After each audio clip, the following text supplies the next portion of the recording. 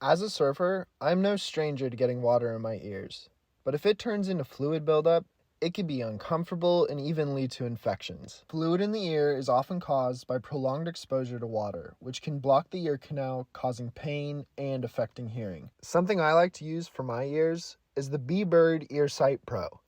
I can check my ear with this camera/app duo to see if there's fluid buildup and wax to remove for safe cleaning.